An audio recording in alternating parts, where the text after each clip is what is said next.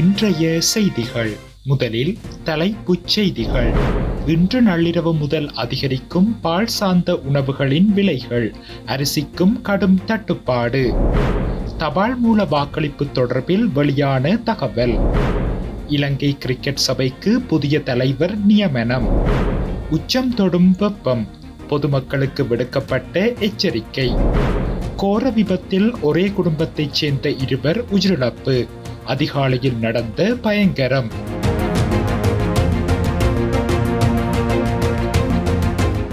தொடர்வென விரிவான செய்திகள்.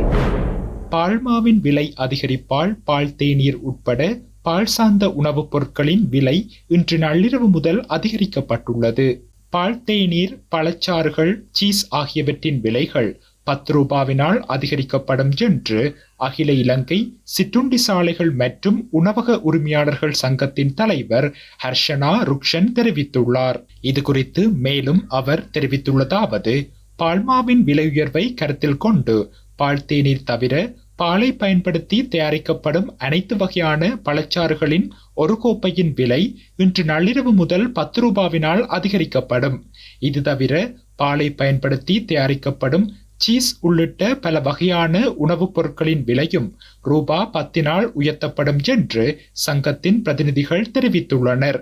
இதேவேளை தற்போது கீரிச்சம்பா மற்றும் சம்பா அரிசிக்கு தட்டுப்பாடு ஏற்பட்டுள்ளதாகவும் இதன் காரணமாக உணவக உரிமையாளர்கள் கடுமையான சிரமங்களை எதிர்கொண்டு வருகின்றனர் எனவும் ஹர்ஷனா ருக்ஷன் தெரிவித்துள்ளார்.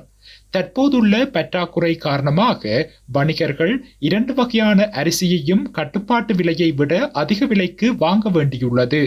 அரிசி விலை உயர்வை அடிப்படையாக கொண்டு உணவுப் பொருட்களின் விலையை உயர்த்தினால் மக்கள் கடுமையான சிரமங்களை எதிர்கொள்வார்கள் என்பதால் உணவுப் பொருட்களின் விலையை உயர்த்த மாட்டோம்.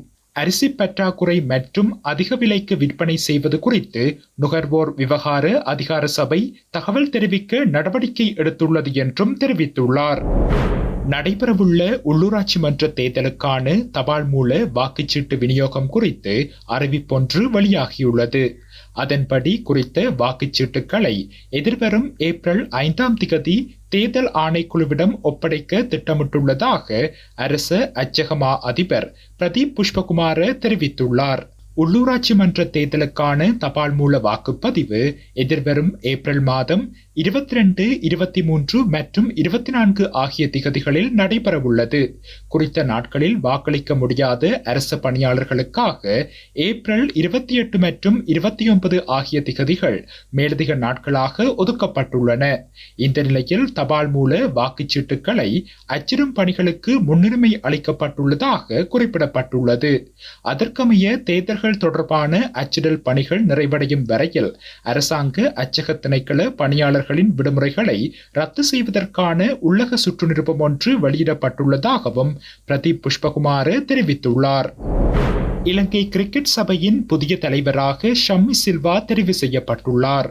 2025 தொடக்கம் 2027 ஆண்டுகளுக்கான இலங்கை கிரிக்கெட் சபையின் நிர்வாகிகள் தேர்தல் இன்று கொழும்பில் நடைபெற்றது. இதன்போது போட்டியின்றி இலங்கை கிரிக்கெட் சபையின் தலைவராக ஷம்மி சில்வா மீண்டும் தேர்ந்தெடுக்கப்பட்டதாக அறிவிக்கப்பட்டுள்ளது.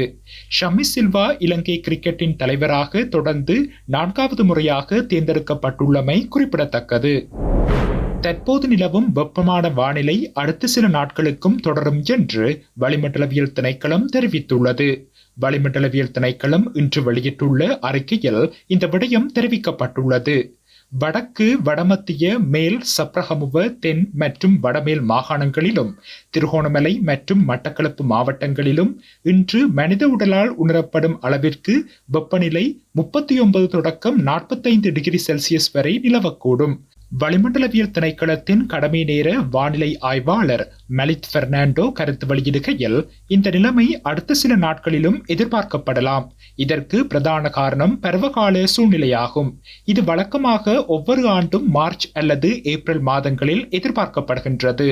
வெப்பநிலை மனித உடலால் உணரப்படும் அளவிற்கு இருக்கும். எனவே மக்கள் மற்றும் வெட்டவெளிகளில் வேலை செய்பவர்கள் போதியளவு திரவங்கள் மற்றும் நீரை அருந்த வேண்டும். முடிந்த போதெல்லாம் நிழலான இடத்தில் ஓய்வெடுக்கவும். நீங்கள் வெளிநிற ஆடைகளை அணியலாம். நோயுற்றவர்கள் மற்றும் குழந்தைகள் தொடர்பில் விசேட கவனம் செலுத்தப்பட வேண்டும் என்றும் மலித் பெர்னாண்டோ தெரிவித்துள்ளார். கண்டி பேராதனை பகுதியில் முச்சக்கர வண்டியொன்று கவிழ்ந்ததில் ஏற்பட்ட விபத்தில் 2 உயிரிழந்துள்ளனர். இன்று அதிகாலை ஏற்பட்ட இந்த விபத்தில் மேலும் 2 படுகாயமடைந்துள்ளதாக போலீசார் தெரிவிக்கின்றனர். ஒரே குடும்பத்தைச் சேர்ந்த 4 பேர் இந்த விபத்தில் சிக்கியதாக போலீசார் குறிப்பிட்டுள்ளனர். காயமடைந்த 2 பேராதனை மருத்துவமனையில் அனுமதிக்கப்பட்டுள்ளதாக தெரிவிக்கப்பட்டுள்ளது. பேராதனை மருத்துவமனையின் தீவிர சிகிச்சை பிரிவில் சிகிச்சை பெற்று வருகின்றனர். விபத்து தொடர்பில் பேராதனை போலீசார் மேலதிக விசாரணைகளை மேற்கொண்டு வருகின்றனர்.